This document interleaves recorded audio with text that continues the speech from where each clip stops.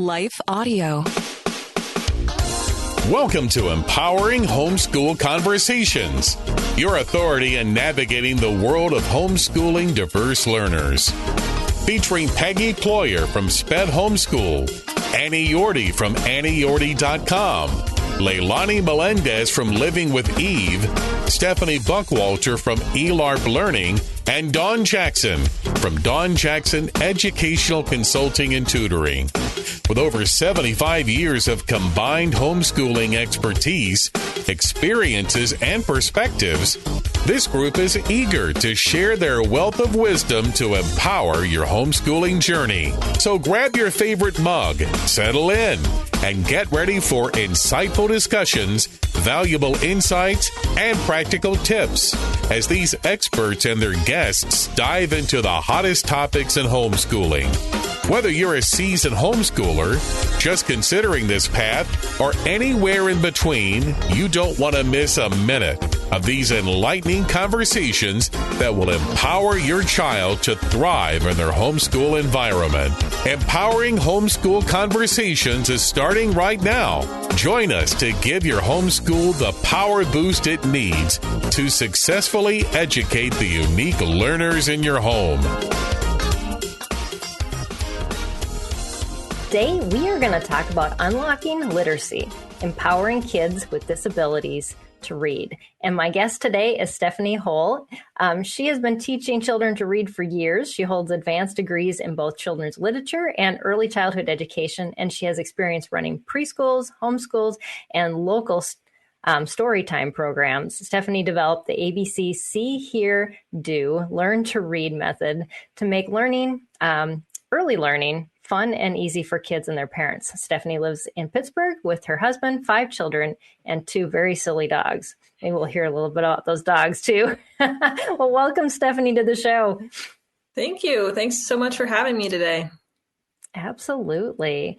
So we are going to talk about reading, which I know a lot of parents really struggle with. I struggled with it. I didn't even know what the word phonics was when I started homeschooling. And so the whole process of reading, I just thought, well, people just learn to do that. And I didn't realize, as a very uneducated educator, that there's processes involved with that. And so people like you that write curriculum and that have background are just a wealth of information to our community, because I think the more information we have and the more that we can learn what supports are out there, the less intimidating it feels for us, especially when we have a child that struggles and we kind of feel like, what do I do? How do I even approach this? And so I'm excited to have this conversation with you today on that.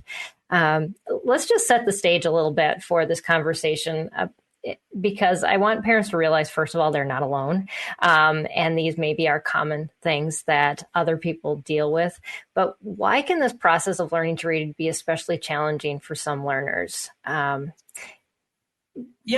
I think parents kind of go, yeah, my child can't be, it's just hard. So yeah, I'll let you go. Yeah. And a lot of people like you think that learning to read should be something that just comes naturally, that, kids learn to speak they just pick it up by us speaking to them. And I think a lot of parents think that it's going to be the same for reading, but that's really not the case.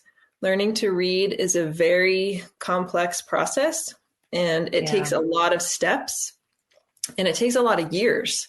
And children can have difficulties with each different step.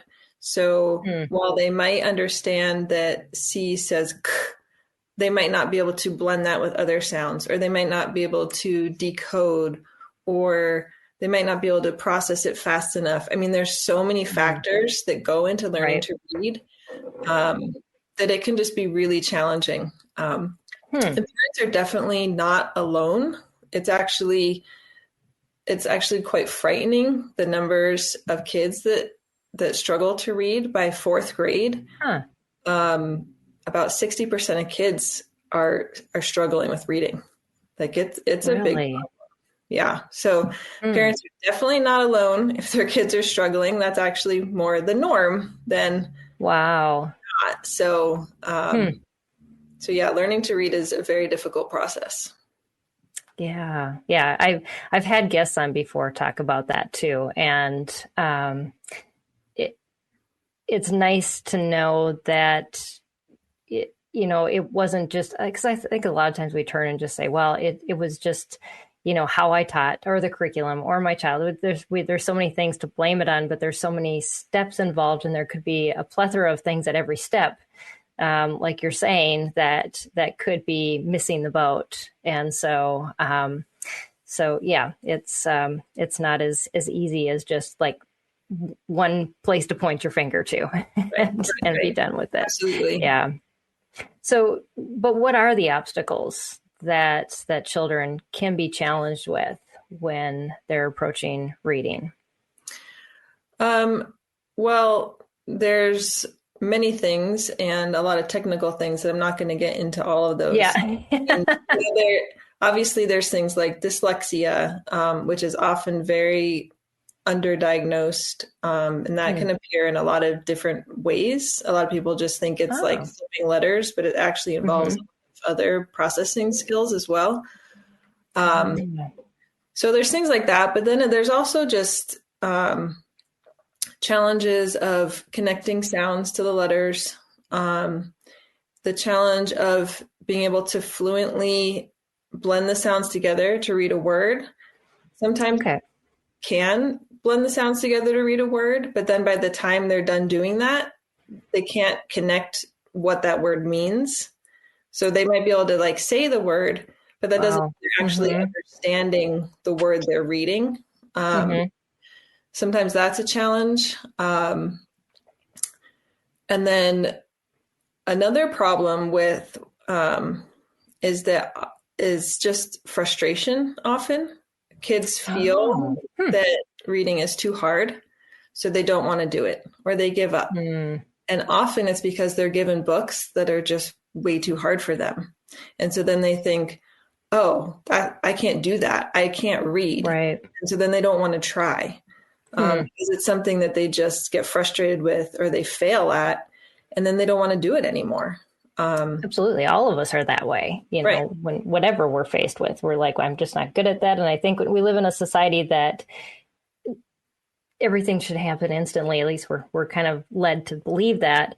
And then, so if we don't do it well, then we must not be good at it. But there's so much involved in persistence, and a child can only persist for so long without feeling like they're a failure. Because learning to read does require so many steps and take so long, I think parents and teachers and educators often think, oh, they can blend a word together. They got it. Here's a book. Read this.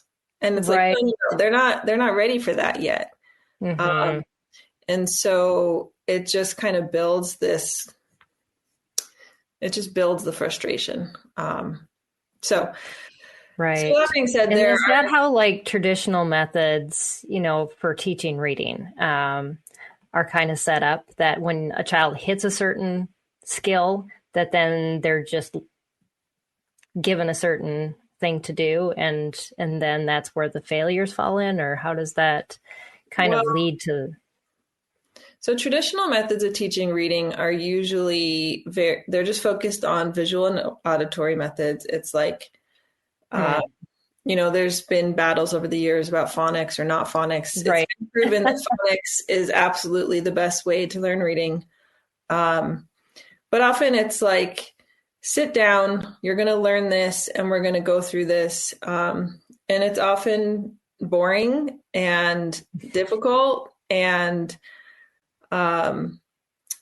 just not fun. And so it just often doesn't suit kids that don't learn well in that way. There's kind of just been this like one way, like you're going to learn to read like this. And if you have the kid that learns like that, that's great and it works. But for those of us that have kids that maybe learn a little differently, it's a real challenge when those traditional methods just aren't working very well. Yeah, absolutely. And so they focus on one pathway basically. And if you don't match that pathway, then good luck, or we'll stick you in a special program, and you may get a little more help, but still sticking with those. Did most of those specialized programs still stick with that same method of just delivery of content? Yeah. And the other issue with traditional reading methods is that there's this big gap between, okay, you have phonics and a child can maybe understand that the A says ah and the C says k, but there's this big gap between understanding a letter makes a sound and learning how to blend those sounds together. Oh, okay. And people just assume that as soon as a child understands the sounds, that they're going to be able to put those sounds together to read a word. But there isn't really a lot of instruction of how to do that. Right. And that is its own skill. And so it's important to kind of break this learn to read process into these little baby steps so that the child can be confident and be successful the entire time. Yeah, that does make a lot of sense. But a lot of us who, know nothing about this whole process of, all those steps and what is the prerequisite skills for other things, it can be very confusing. We will continue this conversation after a short break. Over 20 million fans have made Trans-Siberian Orchestra their holiday tradition. Bring the whole family and make it part of yours. The Lost Christmas Eve live in concert. Don't miss the all-new show. Coming to a city near you. Go to tsotickets.com for info. The return of Trans-Siberian Orchestra's The Lost Christmas Eve. Hey friends, Sadie Rob Huff here, and I am so excited to tell you about my new book, The Next Step, 50 Devotions to Find Your Way Forward. If you're like me, you probably had times in your life when you felt stuck, like you were unable to change direction from your current path or unsure where you would even go if you could change course. Well, even in these moments, it's so important for us to know that we're never not moving. We're always moving towards something. I wrote The Next Step for anyone who is searching for God's purpose in their life or guidance in the season that they're in. Inside, we'll walk together through 10 weeks of devotion centered on the wisdom books of the Bible, and I'm going to share practical ideas for steps that you can take in your walk with God each day. This book is filled with scripture, reflection prompts, and even some of my favorite worship songs for you to listen to as you go about your days. I'm so excited for you to start your journey. You can get your copy of The Next Step in print, audiobook, or ebook now at Amazon or anywhere books are sold. This is Empowering Homeschool Conversations, provided by SPED Homeschool, a nonprofit that empowers families to home educate diverse learners. To learn more, visit spedhomeschool.com.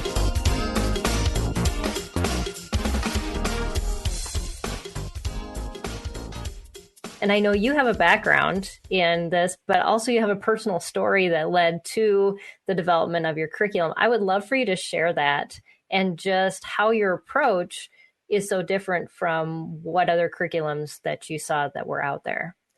Yeah, absolutely. So as you said, I have 5 kids, and my oldest is 20 now. So I taught her to read eons ago, back before I knew anything about teaching kids to read. So I was just like you and everyone else. I did not know anything back then.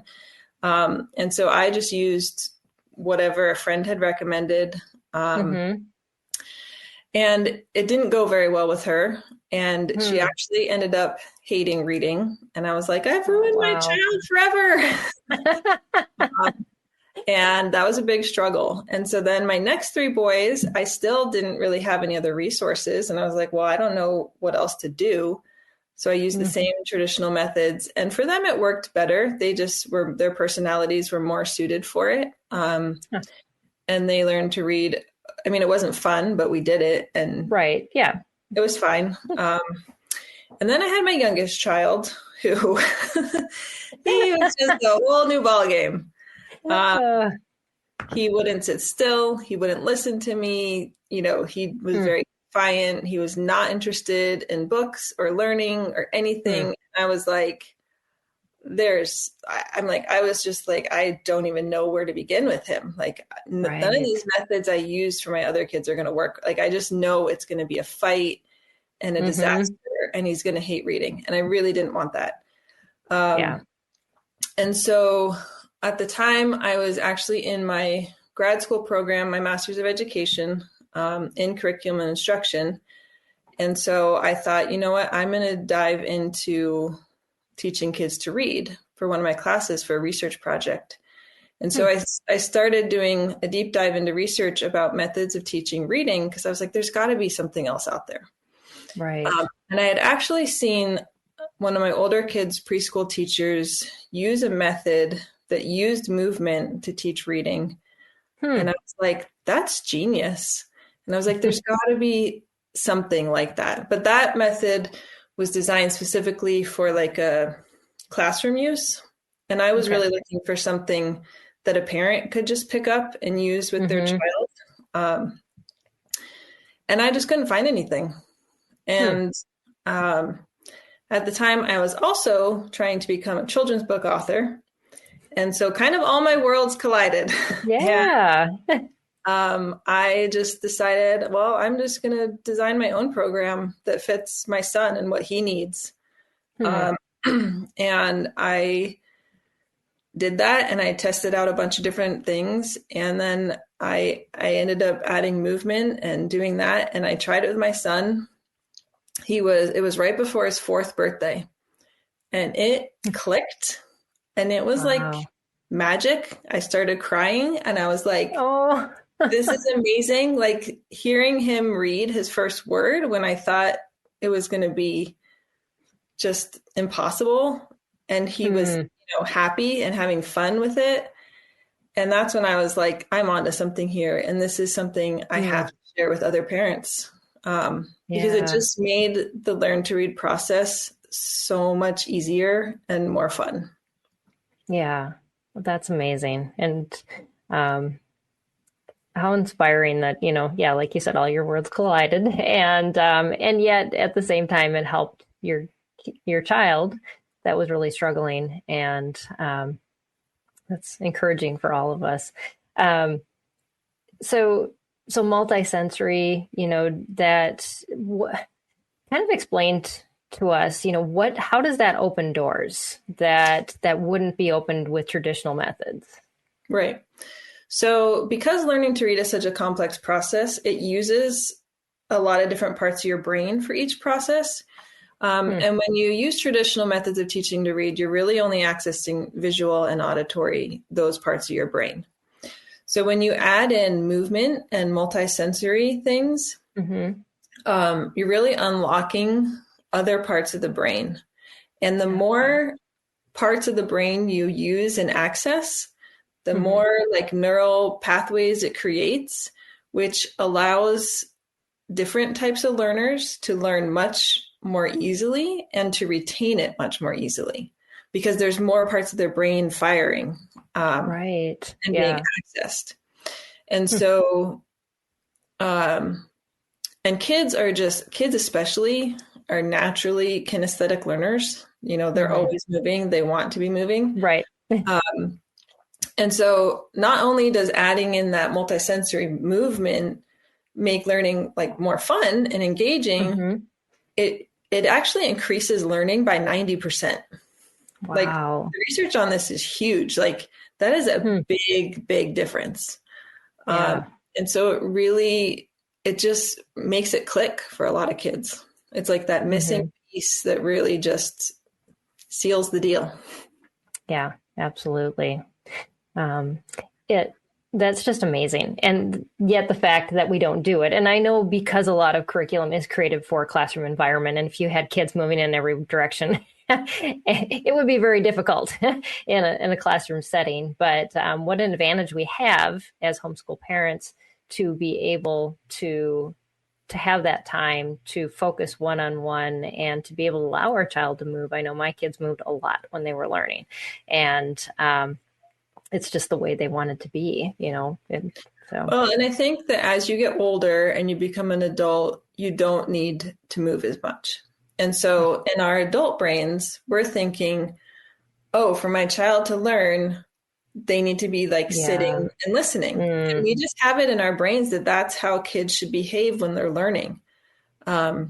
But I'm a huge proponent of shifting that whole mindset and realizing, no, often kids learn way better when they're moving. Whether in my book, the movement relates directly to the letters, but even if you're not doing a movement that's specific to the learning, it still helps. Even if they're like just fidgeting or something too. Sorry, what did you say? Even just fidgeting? Like even fidgeting. Moving their hands. Mm-hmm. Yeah, which I know drives so many parents crazy. And they're like, stop fidgeting, right. Stop fidgeting. But it actually helps their brain. And so if parents can kind of change their mindset and realize that they're fidgeting because they need to, like, right. And it actually makes their brain function better. Yes. Yeah, absolutely. So we got a couple people on live. I know one viewer just said that she decided to homeschool her son's now 15, will be 16 February, gets his high school diploma in January. Well, congratulations. We're talking about reading today. So if any of you have questions about teaching reading or helping your child who is struggling in reading, we'd love to be able to answer those questions too while we are live. So definitely join in on the conversation. So yes, we are live and would love to make you part of the conversation. So, but yeah, that makes a lot of sense. And it is hard as an adult who learns very differently and has, able to focus and concentrate longer, because kids just can't. Their concentration periods are so short. So being able to have a curriculum that helps us to change our mindset as well is just genius.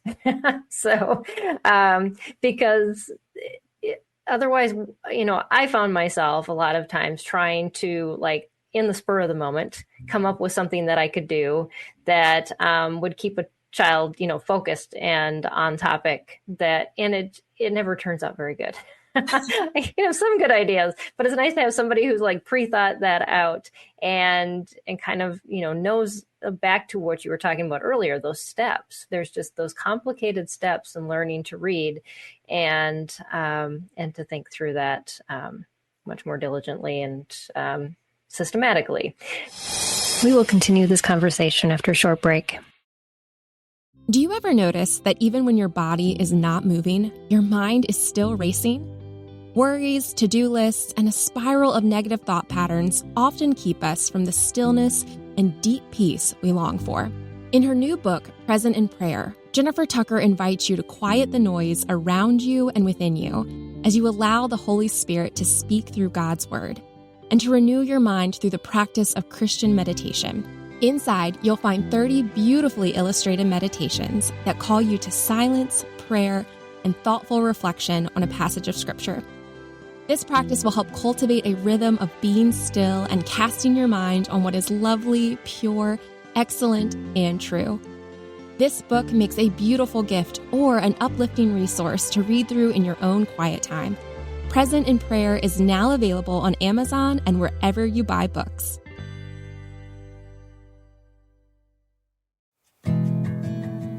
Check out some of the recent and upcoming episodes from the Salvation Army's Words of Life podcast.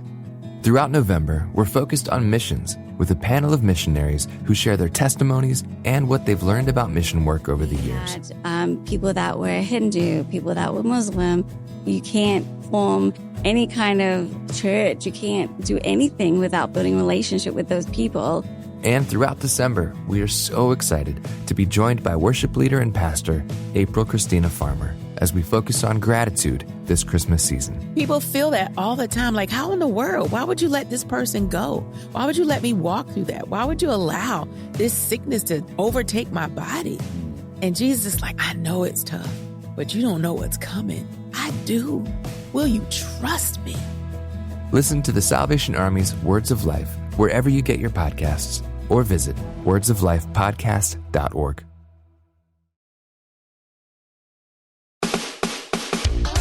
This is Empowering Homeschool Conversations, provided by SPED Homeschool, a nonprofit that empowers families to home educate diverse learners. To learn more, visit spedhomeschool.com. I think as we talk about this, a lot of parents, they feel overwhelmed or discouraged because they feel like, I've done this for so long. I don't even know if this is, what to do next. Do you have any advice for those that are just feeling frustrated or defeated in the process? Yes, absolutely. Because I think a lot of parents feel frustrated when they're trying to teach their child to read, either because their child's not progressing as quickly as they think they should, or their child is frustrated and just doesn't want to do it anymore. There's a lot of reasons to be frustrated. So yes, I totally get it. It's totally normal. So my advice to parents is, if you are frustrated, to just take a step back, to stop whatever it is you're doing, and to reassess, and to really think about your child's individual needs and the way that they learn the best. Because often it's so hard to find a curriculum. There's so many options. And a lot of times parents are like, well, I just spent hundreds of dollars on this, so we're going to do it. And so you stick with it. To the demise of you and your child. Yes, unfortunately.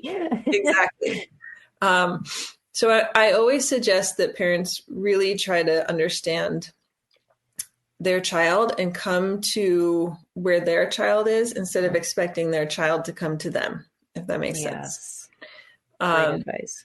So, for example, think about their child and their strengths and what they love to do. So like, even if you're add in movement in a way your child likes it. Like if your child loves to dance, figure out a way to incorporate that into learning to read, which you might think that sounds crazy, but I promise it'll probably work. Yeah. Or, if your child loves sports, on our website, we have tons of these sensory games and activity ideas, but you can incorporate these things like, okay, if your child is tired of practicing phonics and they're not getting it, but they love soccer, okay, well then put flashcards on cones and have them kick the soccer ball to kick it over. And then, when they get it, they have to say that sound, incorporating ways that things your child likes and ways that they learn. So yeah, when people are frustrated, it's usually because what they're doing is not working and not a good fit. So it's time to reassess and think of, or just come up with a new game plan.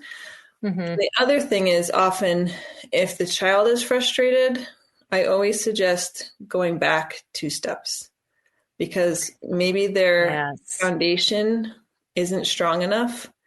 And so if they don't really have a solid grasp of all the letter sounds, and then you're moving on to long vowels or really hard words, and they don't really understand the basics, they're going to be frustrated and not going to want to do it. And then you're going to be frustrated.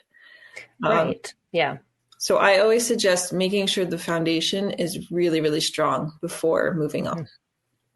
Yeah. I did that with one of my children when I found was really, really struggling, because when we did go back, then all of a sudden the successes started like piling up, and he was feeling better about himself and not so down on his inabilities because he was seeing the gaps. So I love that suggestion because it really does work. Yeah. Like my oldest, when she could read finally, she wanted to read all these books that I thought were too babyish for her. And in my ignorance, I kept trying to push her to read harder and harder things, and she didn't like those books and didn't want to. And now that I'm much older and wiser, I understand it's because she was still working on those skills at that level. Like I thought she should be ahead of that. But no, like Like you can, like if your kid really wants to read certain books, like let them read it. Like that's probably skills they're still working on, and they're confident, like they know they can read that book, so they want to read that book. Whereas when you're so much sense. pushing them to read harder things, they don't want to do it because it's actually still too hard for them. Right. Yeah. And there's always time. There's always time. And we can always do read out louds if they're not reading it, or companion reading, so many other things that I've done with my kids. We've got a question from a viewer. Jennifer had asked, where do things like IQ come into play? My two oldest children who are adopted have IQs of 56 and 72 with intellectual disabilities. And she said, I worry about our relationship over time to keep teaching reading when I wonder if they'll fully ever get it. If you're worried about your relationship, meaning like because you're getting frustrated and like upset with them type of thing. So to that, I always say your relationship always matters more. Like Absolutely. don't over anything. Yeah. Like don't hurt your relationship because you're so worried about them learning to read. This is sort of unrelated, but that happened with me and my daughter when she was in 3rd grade, and like over homework and like stuff. And it was starting to ruin our relationship. It was becoming a battle. Yeah. I was like, I'm done. Like, I'm not ruining my relationship with her over getting homework done, you know? Exactly. So my first piece of advice, there's definitely that, like, do whatever you can to keep a strong relationship because that matters the most. Yeah. And then the whole thing with them ever being able to learn to read. I mean, I don't know your specific children and what their needs and challenges are. But I wouldn't give up hope. I mean, I think maybe they won't be at, reading college textbooks, but, they might progress as well as they can, and you can be proud of those moments. And, I would definitely, if you've tried a lot of different things, I would definitely give the adding movement a try. I've had I've heard a lot of success stories from parents of kids with disabilities that this has kind of been the thing that finally clicked for them and worked. So I wouldn't give up hope yet. It's hard. It's hard. It is hard. And especially with the adopted kids, because there's probably trauma. There's probably a whole lot of other things. I have 10 adopted siblings, so I completely get that. And so there's a lot of rebuilding. There's a lot of trust that needs to be established, and use those, my suggestion is use that time to read as a bonding time rather than a dividing time. And whether that means that you do a lot of it and you just point at the words, instead of the child always feeling like they're on the spot. And I think when my oldest didn't learn to read till he was 12, and my goal in the back of my mind was, I want him to love literature. And so that was my goal, was to just pour into him literature. And at age 12, he started reading. Because he had the excitement for it and he wanted to actually do it. And so then he started just really, reading. It just took him, he's a very frustrating child, but there was, still as an adult, kind of the same way. But yeah, she said to clarify they're 18 and 16. So yes, but you never, the truth is we never stop learning though. The brain has plasticity. So It's true. So yeah, I would say if you haven't tried the adding movement, which I would say give that a go and see what happens. Yeah, absolutely. We had another viewer asking about a segment on math. We've done a couple episodes on math recently, so you may want to check back on our YouTube channel or on our podcast. And I'm sure there'll be other episodes coming up too. So we talk about reading and math a lot, because I know those are things you guys all struggle with, and many other parents too. So yes, definitely. So check that out. So what are some tips for this keeping learning to read fun and engaging? I know we talked a little bit about just making it more hands-on and using movement. I loved your idea about the soccer and the soccer ball. My son loves shooting things with Nerf guns, so we definitely incorporated that into a lot of his schoolwork. Yeah, I love that. So yeah, anything like that, like doing crafts, doing sensory activities, going outside, doing games. I mean, there's a billion things you can do. Like I said, our website, we offer tons of letter learning all these kinds of ideas. Because the point is, you don't want it to feel like they're learning. It's not like, sit down, we're going to have this lesson. It's, hey, let's play this fun game and we're going to practice our letter sounds while we do it. And the kids, often don't even realize, like, they just think they're having fun and playing a game. So I think anything you can do to make it more fun and interesting, get them moving, get them, painting, making a craft, whatever it is. All these things, again, access different parts of their brain, and it gets them learning in different ways, which again builds those different neural pathways and helps them learn and retain it. Yeah. I think we as parents just have to get beyond the fact that we think that those things are extras instead of the way to open up the learning that is happening. And that's probably a bigger hurdle sometimes than just, changing the lesson plan. Well, yeah, because it's tiring. It takes a little, as parents, we just want to sit. Right. So sometimes you got to match your kids' energy. Absolutely. That is hard, and it's hard to maintain that. But again, it doesn't have to be anything like big or crazy or overwhelming. Like, a lot of the ideas we put on our website are just like super simple that anyone can do without any prep. Like, I have 5 kids. I get it. Like, you don't want to spend hours prepping for something. It's got to be stuff that's just really easy and ready to go.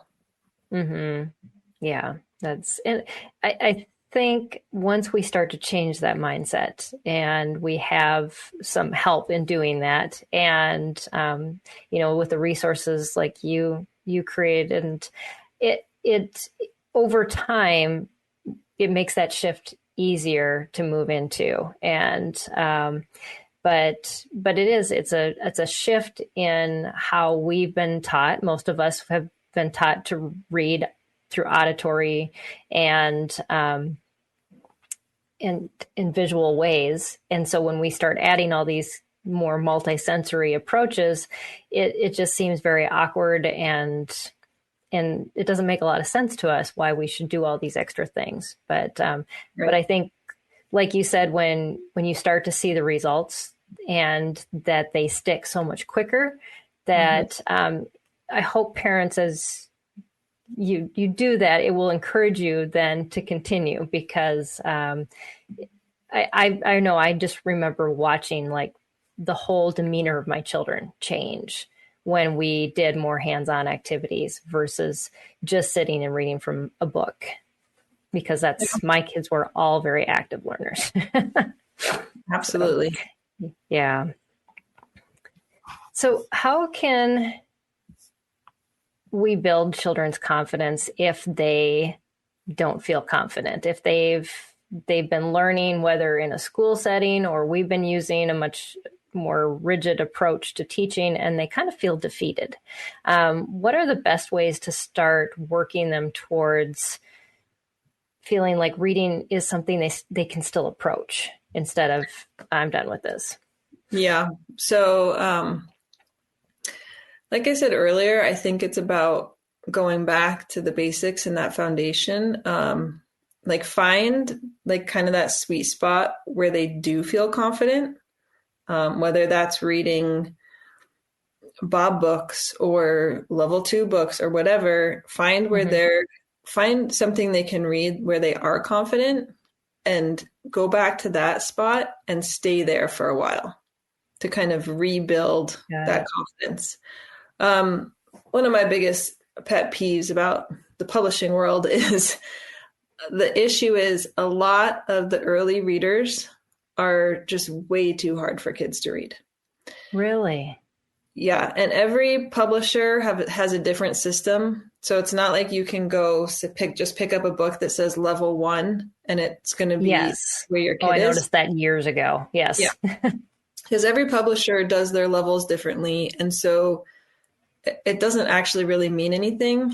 And often those level 1 books they're just way too hard. They're really for like a second grader, like a 7 or 8-year-old. Wow. They're not, and so that can be really crushing to a kid when you're like, well, this book says it's for a 5 to 8-year-old and you're 6, you should be able to read it like that. Right. It doesn't mean anything really. And so you have to really be careful about finding books that is actually at your child's level. So that's one thing. And then also just like celebrating the small things and giving a lot of praise, and kind of trying to relieve that pressure from your child. Because I think kids do feel a lot of pressure about learning to read, because really it's like the most important academic thing they need to learn. And they're surrounded by opportunities or group settings where they're kind of put on the spot. I know. Right. I even noticed that in my studio. A lot of the girls, talk with each other and they're like, can you write? And I have one that has severe dyslexia who often will come, quietly to me and say, can you write this for me? Can you read this for me? And even I'm in a group of peers that really do accept her and they would never judge her, but she just feels that way. And so it's there's hard. Definitely a lot of social pressure around reading, especially if a kid is asked to read out loud and they don't feel confident in it. It can be really embarrassing, and so just being aware of that and kind of being patient and like reinforcing to your child that you're going to get there. You're going to learn how to read. It's okay. Absolutely. Sometimes it takes a little bit longer for some kids, and that's okay. So I think doing that can be a big help too. Yeah. I think sharing as they get older too, you shared a statistic that 60% of kids struggle to read. I think if they knew that they were in the majority, that would be helpful, especially as they get older. And, you're not alone. This is something a lot of people struggle with. And you just, instead of thinking I'm the only one out there, just to know that there's they're not alone. It is very true. Yes, exactly. I had one parent said that they read a lot of magazines, circulars, smaller stories, and that can give you content then at, interest levels, especially as kids get older. I know, some of those earlier to read books have content for younger people, or, maybe they can read to a younger sibling. And so they aren't feeling like they're reading the book for themselves, but maybe just, so there's lots of great things out there. Yeah. And then, parents saying like, I have dyslexia and I'm teaching a child with dyslexia. That is really common. It does run in families. I'm not sure if it's genetic or how that, if there's enough research out to say much about that. But I do know that if one parent struggles, it's usually pretty typical that one or more children will struggle too. Yeah. And with dyslexia, like you really have to learn to read in a totally different way.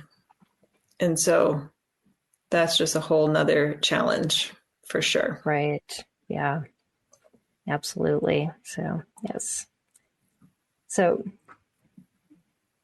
what about like encouraging like literacy and a reading friendly home?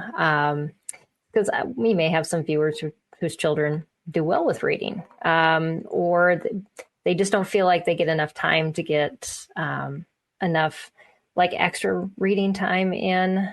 And so what might be some ways that parents can go about to just make sure that they don't just do the textbooks, that they actually get good literature in as well. Yeah. Well, I mean, of course, I think everyone knows like reading to your child at night is before bedtime is, always a great thing. But I think a lot of parents feel like they only need to read to their kids before bed when they're little. But research actually shows there's huge benefits of continuing to read to your children out loud until they're older, like even middle school. I mean, you can keep reading novels to them. It does wonders for your children. I mean, just bonding, but also helping them with their academics. There's a lot of benefits to things like that. So I always recommend that. Continue reading to your children, even when you don't. Okay, I guess it's a lot of parents stop reading to their kids once their kids can read on their own. But that just because your kids can read on their own doesn't mean you should stop reading to them. So I always recommend continuing to read. For kids learning to read, older siblings can be a great resource, or even a younger sibling, actually. So if you have like a 6 or 7-year-old learning to read, one way to build confidence in them is to often ask them to read to the younger sibling, which can, maybe they're reading easier books and helping, or, hey, why don't you practice letter sounds with your younger sibling? And, those kinds of things can involve the whole family and help build confidence. Right. And then, just having a lot of books in your home, go to the library a lot. Audiobooks are wonderful. For a lot of kids that struggle to read, audiobooks are a great resource. Absolutely. Whether you're listening in the car or at home or whatever, some kids just really thrive on the audiobooks. So, yeah, those all build into habits too. As the more that you do them, they just become a way of how your family operates. And I remember making those shifts when my kids were younger and going, this is so difficult. But then all of a sudden it's like we woke up one morning and they're like, okay, when are we going to do this? And it was just expected, and it was like, oh my goodness, this is such a relief now that we got through the hardest. It's like teaching your kids how to do chores. It's never easy when you're in the process of it, but when they get it, then it makes life so much easier. So true. It's so true. Yeah. And then they move it into adulthood. I know we're headed out on a family vacation and the kids are already, my adult children are asking which books are we going to listen to in the car? I love that. So yes, it will perpetuate itself. And so you have to think of what you're building long-term as well. So yeah. It's very true. So for parents beginning the journey, maybe they don't even know, like what they're going to do, what their child is, what should they be looking for in a reading program that would help them to be able to teach much more efficiently? Well, you definitely want a program that teaches phonics. So if people don't know what that means, it basically means understanding that each letter makes a sound. Because when you learn to read, like each letter has a name, but the sound it makes is different than the name. So, for example, the alphabet song that we sing, you're singing the letter names, and parents are very focused on that and concerned. Oh, my kid needs to know all the letter names, which is great and all, but knowing letter names doesn't actually help a child learn to read. So I always recommend make sure you're teaching the letter sounds, even from babyhood. Alphabet books, you can teach, oh, this is the A, it says ah, the B says B, and really reinforcing that will really help with early reading skills because it's the sounds that they need to know to learn to read. So looking for a reading program, definitely something focused on phonics. All the research shows that is the best way to teach children to read. Our country moved away from phonics for a while, and it was pretty much a disaster. Yeah. So definitely that. And then look for something that fits your child's learning style. If your child is a visual learner, then a traditional learn to read book might work really well for them. If your child has, some disabilities or learning challenges or just can't sit still, you're going to want to look for something that incorporates movement and makes it easy for them to learn in other ways with that whole multisensory aspect.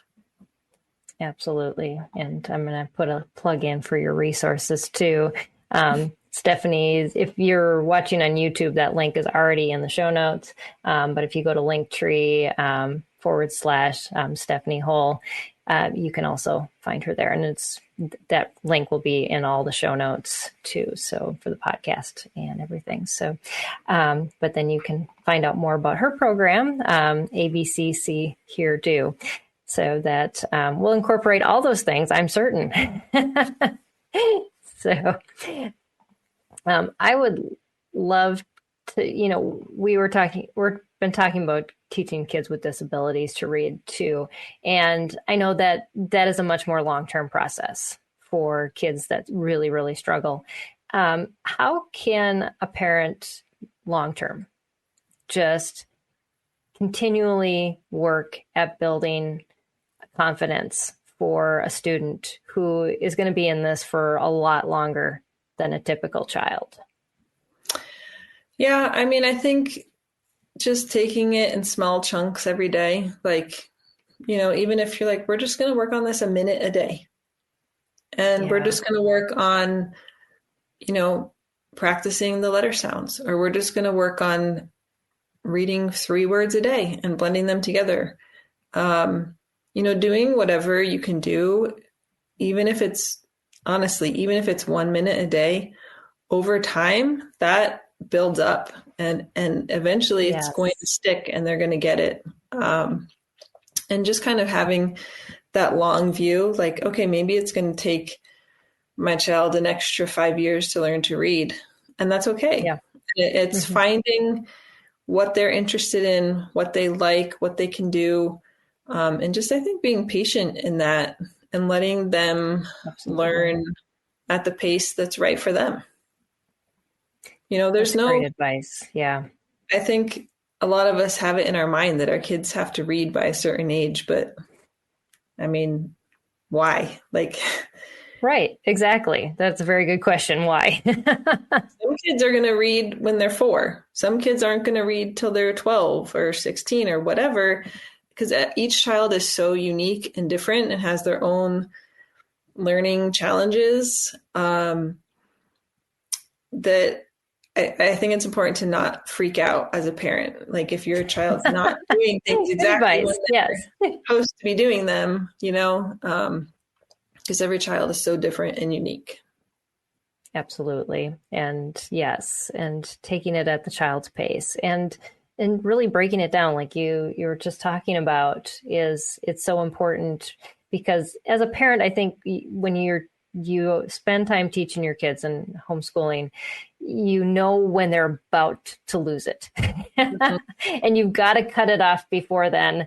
Otherwise, the whole rest of the day is just going to be awful. But I think we often push that envelope because we're like, well, this is in the lesson plan. We're supposed to get this done. But to just be okay with, well, we're going to hit that breaking point soon. Now's the time to stop. I'm just going to put a marker right here where we're at, and we will pick this up next time. And I think that's great advice, because that also will go back to what we were talking about earlier and not ruining those relationships. And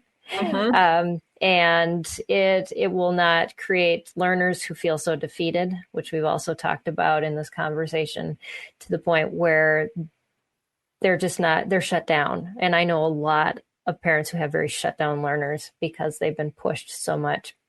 So exactly. Yeah. And if they are shut down, then it's time to take a break from that and approach it from a different way.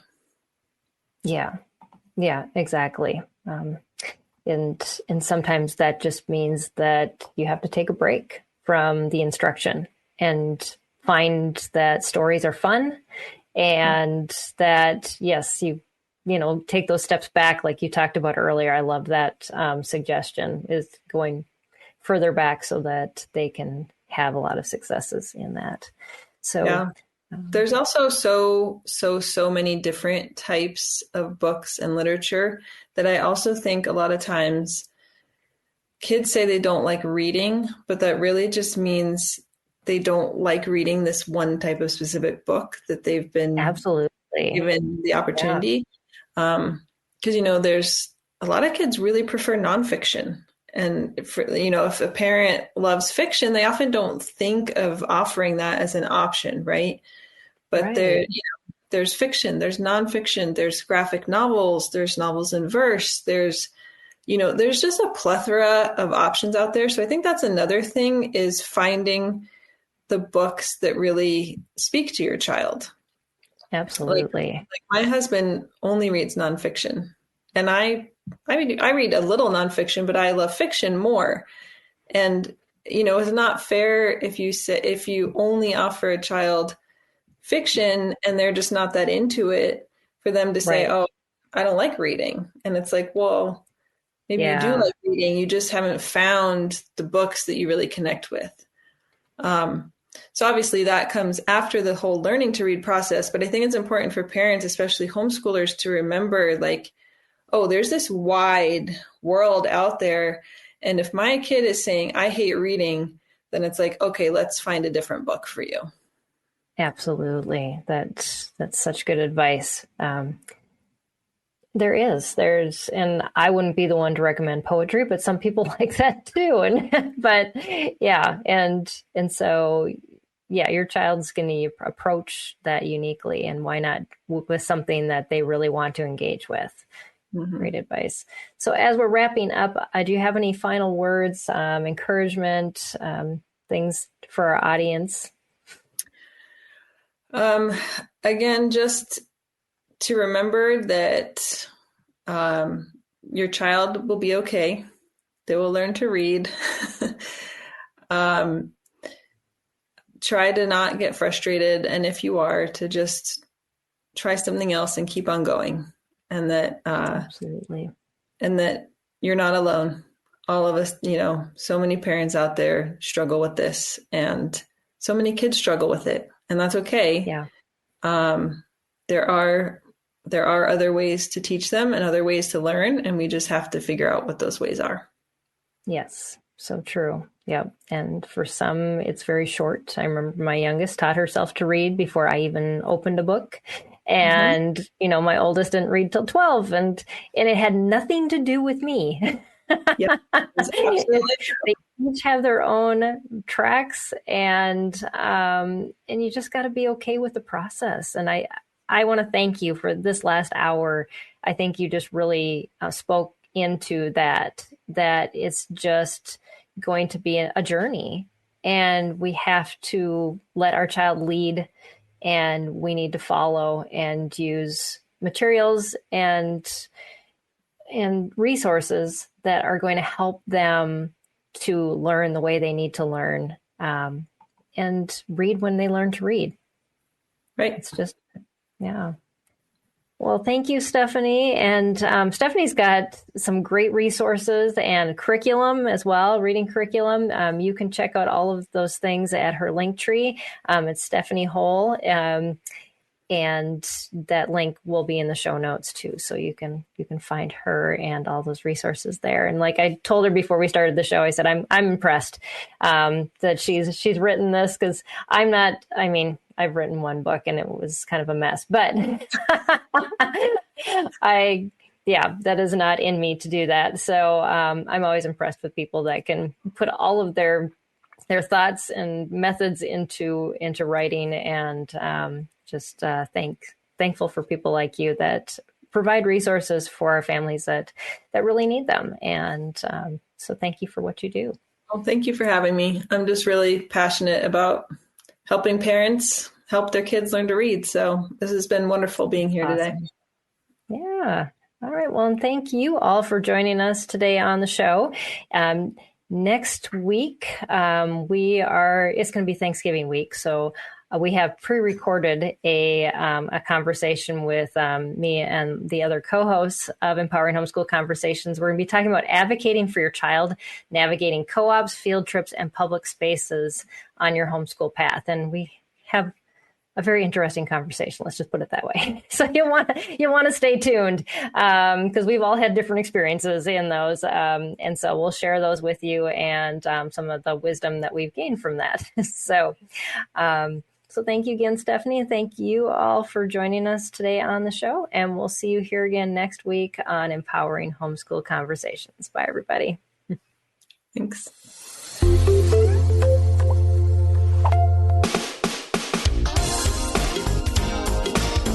I want to take just a second to thank the team at Life Audio for their partnership with us on this podcast. If you go to lifeaudio.com, you'll find dozens of other faith-centered podcasts in their network. They've got shows about prayer, Bible study, parenting, and more. This has been Empowering Homeschool Conversations. If you're tired of parenting advice and news headlines that are more confusing than assembling IKEA furniture, we've got just the podcast for you. My dear friend Abby and I are here to help you navigate the parenting roller coaster. Should your kids be on social media? What should you tell a friend facing an unplanned pregnancy? These are just some of the many questions we tackle on our podcast. Subscribe to The Real Deal of Parenting wherever you find your podcast.